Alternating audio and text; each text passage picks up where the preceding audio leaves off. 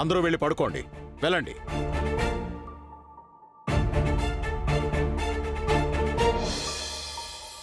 పెద్దయ్య, నన్ను క్షమించండి పెద్దయ్య. నువ్వేం చేసినా అందులో ఓ కారణం ఉంటుందని నాకు తెలుసమ్మా. జరిగిన దాని గురించి ఏమీ ఆలోచించకుండా నువ్వు వెళ్ళి పడుకో. వెళ్ళు. ఇందిరా, పద. ఎవరో లక్ష్మిని ఆట పట్టించడానికే అలా చేశారు తాతయ్య.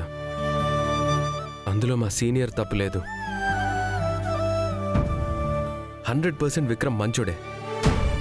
అతని ఇంట్లోకి రాకపోవడానికి కారణం తెలీదు, కానీ లక్ష్మిని బయటికి పిలవడం మాత్రం సారీ చెప్పడానికి అయి ఉంటుంది.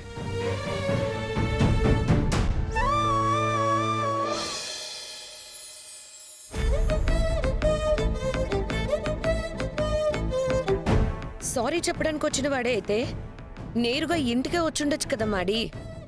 అలా దొంగచాటుగా కలిసి సారీ చెప్పరు కదా. సారీ చెప్పడమే వాడి ఇంటెన్షన్ అయితే అత్తయ్య అన్నట్టు రేపు కాలేజీలో చెప్పుండొచ్చు కదా.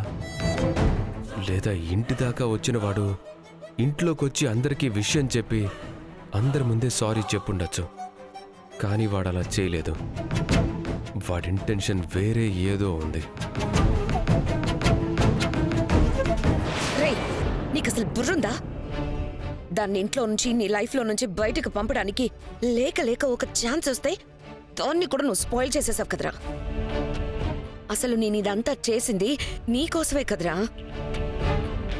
దాన్ని ఇరికించడానికి అందొచ్చిన అవకాశాన్ని ఆయుధంలా వాడుకుందామని అనుకున్నాను.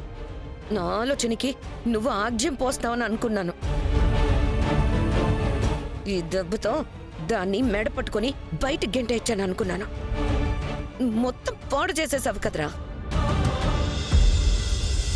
అసలు దాన్ని నువ్వు కాపాడ్డవేంట్రా? అత్తయ్య ప్లీజ్, నువ్వు ఆవేశపడకు. ఆ టైంలో నేను ఇంత ఆలోచించలేదు.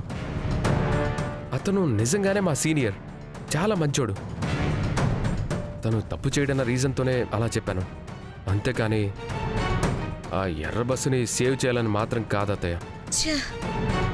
మళ్ళీ ఇలాంటి అవకాశం ఎప్పుడు వస్తుందో ఏంటో, దాన్ని ఎప్పుడు బయటికి పంపాలో అర్థం కావడం లేదు.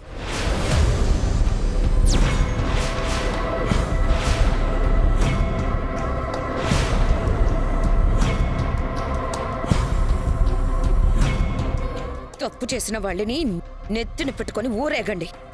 నాకు మాత్రం దీన్ని మొహం చూస్తుంటే అసహ్యం వేస్తుంది. దీన్ని కాదు, దీన్ని కన్నవాళ్ళని అనాలి. ఛీ!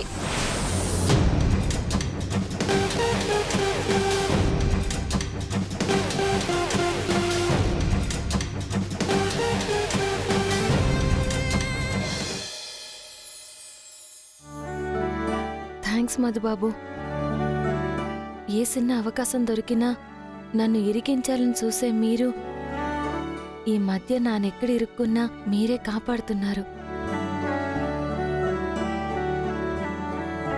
ఇందాక విక్రమ్ విషయంలో కూడా పెద్దయ్య గారికి ఏం చెప్పాలో అర్థం కాలేదు. నానేం చెప్తే పెద్దయ్య గారు ఎలా రియాక్ట్ అవుతారో అని భయపడిపోయాను. సమయానికి మీరు నిజం చెప్పడం వల్లే అందరూ సిచ్యువేషన్ని అర్థం చేసుకున్నారు. నా మనసు కూడా కొంచెం కుదుట పడింది. హలో ఎర్రబస్సు, నేను సేవ్ చేసింది నిన్ను కాదు, నన్ను. అర్థం కాలేదా? ఇందాక నేను నిజం చెప్పకుండా ఉండుంటే రేపు తాతయ్య కాలేజ్కి వచ్చుండేవారు, పెద్ద గొడవే చేసుండేవారు. అప్పుడు మన ఇద్దరికి పెళ్ళైన విషయం కూడా కాలేజ్ మొత్తానికి తెలిసిపోతుంది.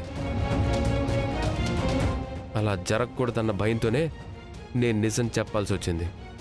అంతే తప్ప నీ మీద ప్రేమతో మాత్రం కాదు. తప్పకా.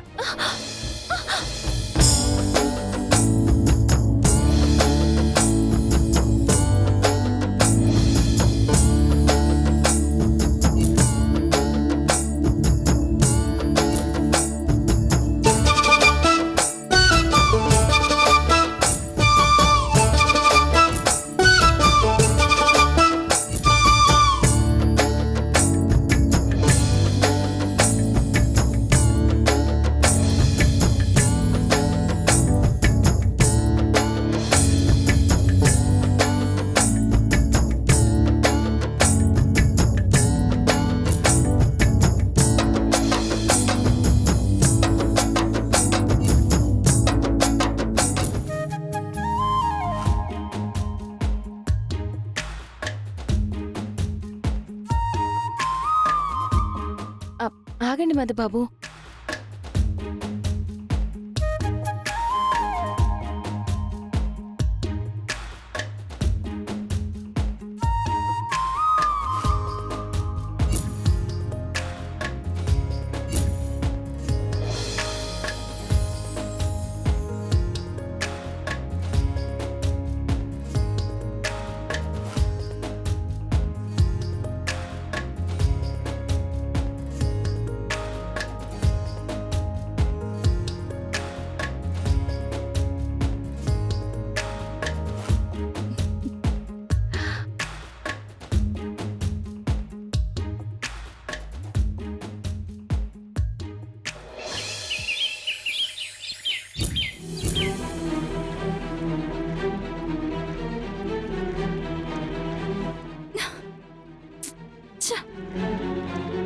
ఏదైనా క్యాబ్ బుక్ చేయొచ్చు కదా, చీప్ గా ఆటో ఏంటి? ఆ, ఈ పక్కనే కదా, 1/2 కిలోమీటర్ కూడా ఉండదు. అయినా మీకు కష్టంగా ఉందంటే చెప్పండి, దిగేసి క్యాబ్ బుక్ చేద్దాం. ఇప్పుడెందుకు, సగం దూరం వచ్చేసాంగా.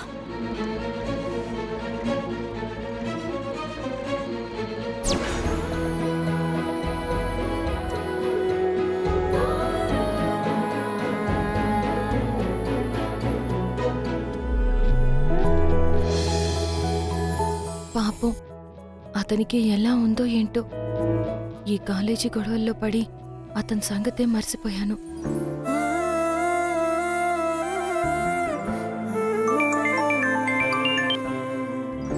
హలో, అతనికి ఎలా ఉంది సిస్టర్?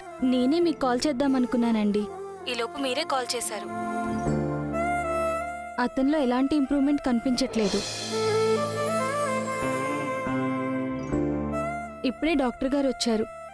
పేషెంట్కి వెంటిలేటర్ సహాయం అందించడం మంచిదన్నారు. ఐసీయూలో ఉంచి బ్రెయిన్ ఫంక్షన్ని మానిటర్ చేస్తూ ఉండాలని చెప్పారు. అతను కదిలే స్థితిలో లేడు కాబట్టి కీళ్లు గట్టిపడకుండా ఫిజియోథెరపీ కూడా చేస్తూ ఉండాలని చెప్పారు. ఇవన్నీ చేయాలంటే కొంచెం ఖర్చుతో కూడుకున్న పని. డాక్టర్ గారు ఈ విషయం మీతో చెప్పమని చెప్పారు. మనీ అరేంజ్ చేసుకుంటే ట్రీట్మెంట్ స్టార్ట్ చేయొచ్చు అన్నారు. ఏ విషయమో మీరు చెప్తే డాక్టర్ గారికి నేను చెప్తాను. అలాగే సిస్టర్, నానిప్పుడే పెద్దయ్య గారితో మాట్లాడి ఏ విషయం మీకు చెప్తాను. ఉంటాను సిస్టర్. సరే మేడం.